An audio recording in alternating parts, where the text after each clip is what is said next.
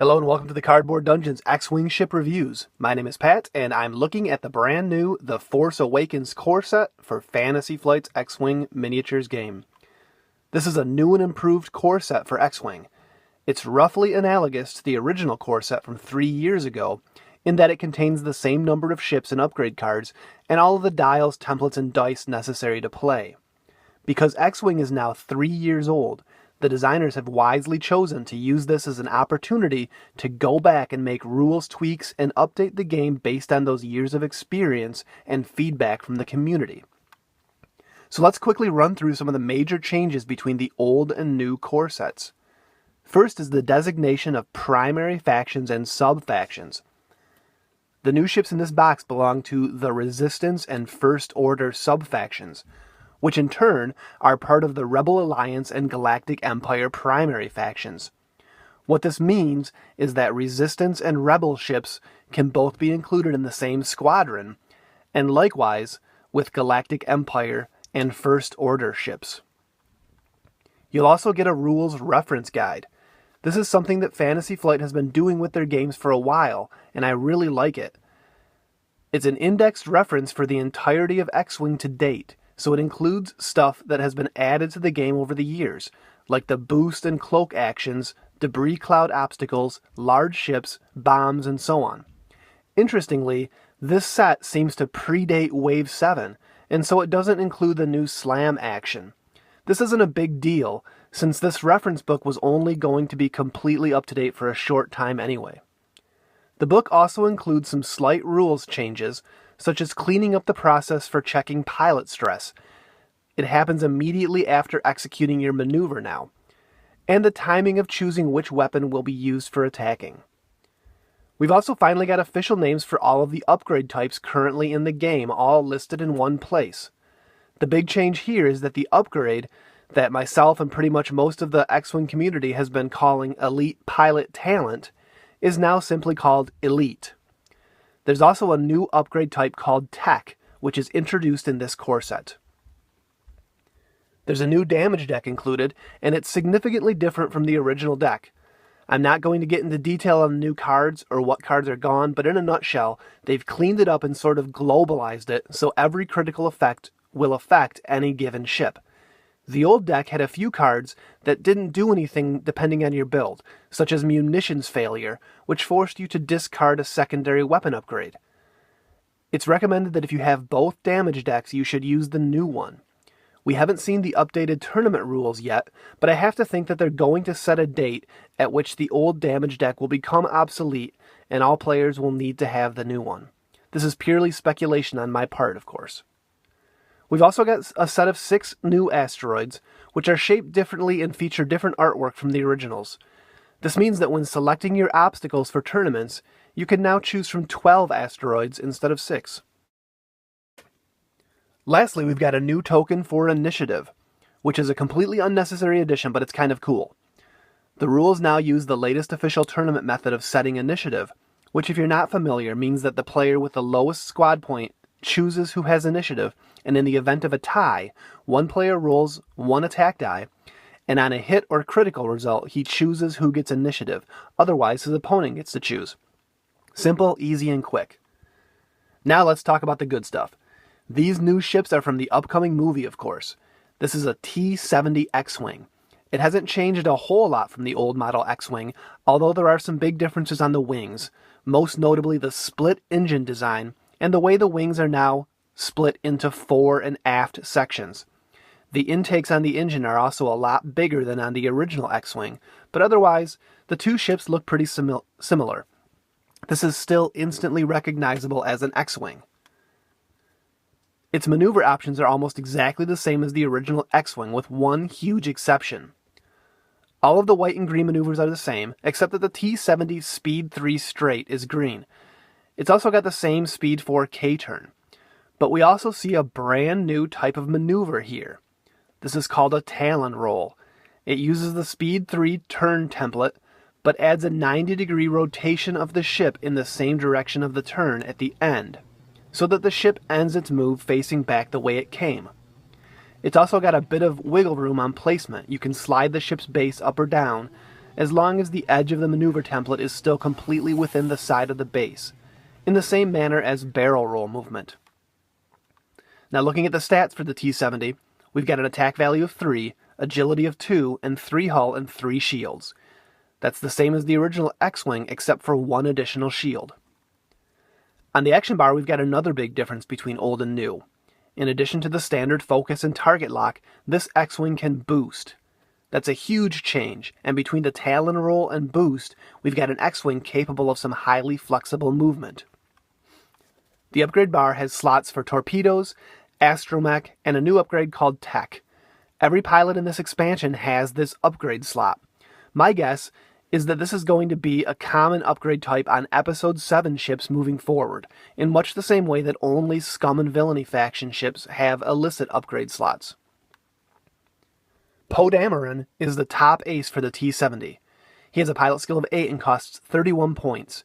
He can take an elite upgrade. His ability lets him change one focus result to either a hit or an evade result when attacking or defending, as long as he has a focus token. This is very interesting in that it doesn't spend the focus token, so it can be used multiple times in the same round. It's similar to Luke Skywalker's ability from the original core set, except that it requires a focus token and works on both offense and defense. Also, since Poe has an incentive to not spend his focus token, he synergizes exceptionally well with R5P9, an astromech included with the Rebel Transport expansion that lets you spend a focus token at the end of the round to recover 1 shield. The other unique T-70 pilot is Blue Ace. He has a pilot skill of 5 and costs 27 points.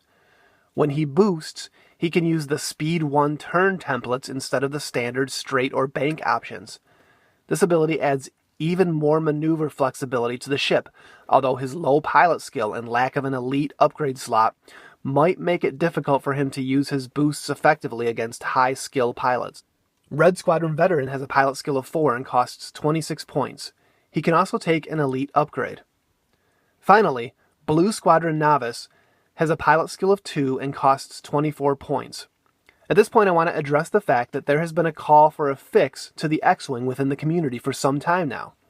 A lot of players feel that the ship was overshadowed by the B-Wing and could really benefit from some kind of upgrade to bring it back to fighting form, much like the A-Wing, TIE Interceptor, Y-Wing, and TIE Advanced have recently received. My friends, I'm here to tell you that the T-70 X-Wing is that fix. Let's look at the most basic X-Wing pilot from the original core set, the nameless rookie pilot, compared to Blue Squadron pilot. Same pilot skill of 2.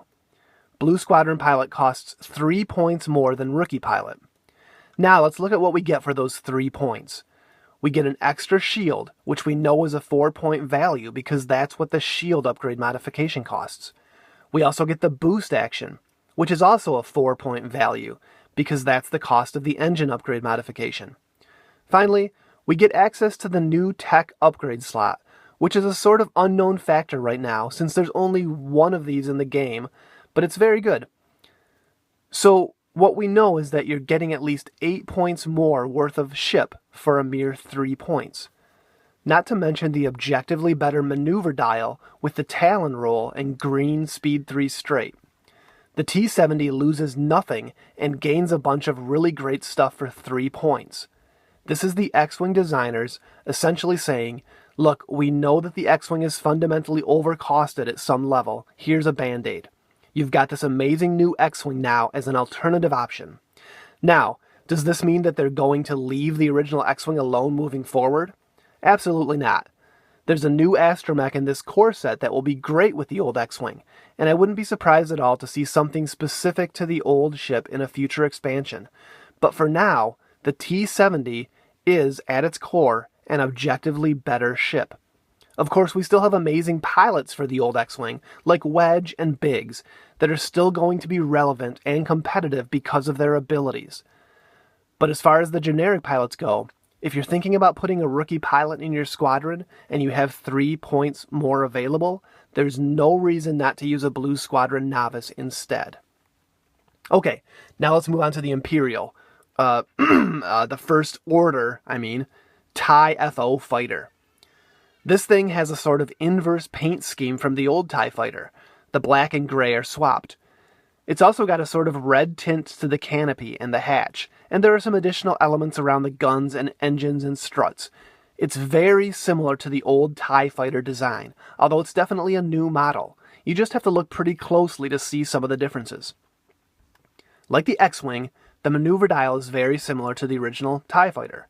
The Speed 2 turns are green, which is nice, and it loses the Speed 3 K-turn but gains a Speed 2 Segnor's loop, which is a big deal. X-Wing now has all 3 special maneuvers represented in this core set.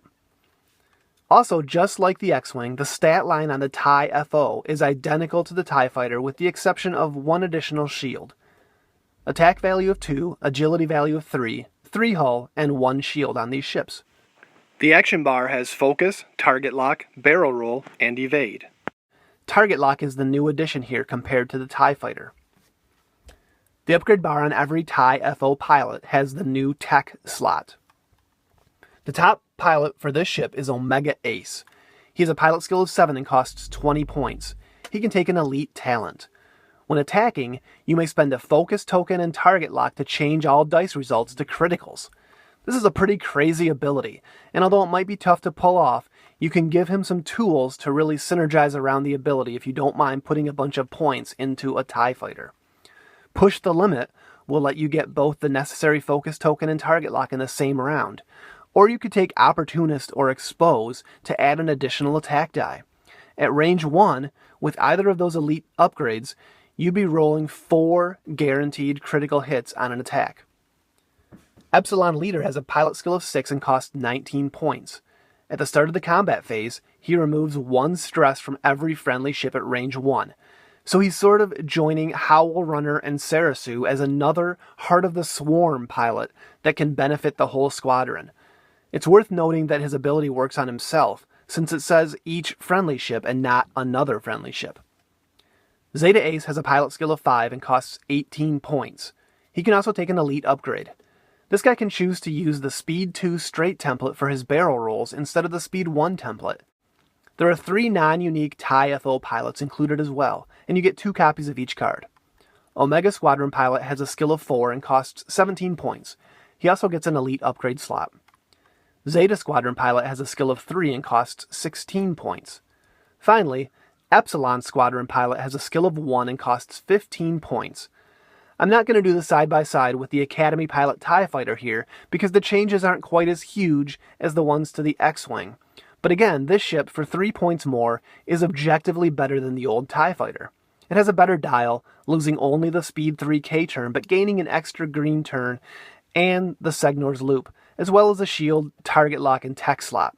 That's definitely more than 3 points worth of stuff between these 2 ships. Like the original core set, you get 5 upgrade cards here. 4 of them are brand new. Wired is an elite upgrade that costs 1 point. When attacking or defending, if you're stressed, you may re-roll 1 or more focus results. This is cool. It's cheap, and it's going to probably find a permanent home on pilots who like to fly stressed, like A-Wing Ace Tycho Selchu, for example. BB-8 is a unique astromech upgrade that costs 2 points. When you reveal a green maneuver, you may perform a free barrel roll action. So here's some extra mobility for every X-Wing, Y-Wing, and E-Wing pilot in the game, although all of those ships are fairly limited in their choices of green maneuvers. BB-8 will be especially useful for new players who might be about to fly through an asteroid, reveal a green maneuver, and barrel roll out of the way. R5X3 is another unique astromech with a cost of 1 point. Before revealing your maneuver, you may discard R5X3 to ignore obstacles until the end of the round. This is another nice little aid for new players, and I can see some benefit to experienced players as well, since it will let you position a ship wherever you want it without having to worry about obstacles. Since movement and positioning are critically important in X-Wing, the ability to cut through a group of asteroids and get into a strong position without risking the adverse effects of flying through obstacles can be powerful. Proton Torpedoes is a torpedo upgrade we've seen before. It's included in a bunch of expansions, including the original core set. It's a nice solid secondary weapon, especially for beginner players because it's fairly simple to use. Spend your target lock to roll 4 attack dice at a target at ranges 2 or 3 and change one focus result to a critical result. Then discard it. It costs 4 points. And finally, there's one tech upgrade included here. Weapons Guidance costs 2 points and lets you spend a focus token to change a blank result into a hit result. It gives your focus tokens double duty and has nice synergy with Poe Dameron, since if he rolls a focus and a blank, he can use his ability to first change the focus to a hit, and then spend the focus token to change the blank to a hit. This also brings me to my only real gripe against this expansion. Every pilot included can use a tech upgrade, and Weapons Guidance is solid on any ship. I really feel like there should be more than a single copy included. Not necessarily 3 copies, but 2 copies would have been nice. I imagine that Fantasy Flight will rectify this in a future expansion pack. Okay, that's the Force Awakens core set for X-Wing. This is a great refresh and update to the game for veterans, as well as a good jumping on point for new players. The designers did a very good job of reimagining 2 iconic Star Wars ships and updating them to reflect the 30 years of technological improvements between the original movie trilogy time period and the Episode 7 time period. They deftly improved upon the existing X-Wing and TIE Fighter designs without making the original versions completely obsolete, although certain pilots fare better than others, of course. Additionally, the new rules reference guide and damage deck are welcome changes to the game, and the rules tweaks and changes make the game flow more smoothly. I'm more excited than ever to see the future direction of X-Wing now. Thank you for watching the Cardboard Dungeons X-Wing videos. See you next time.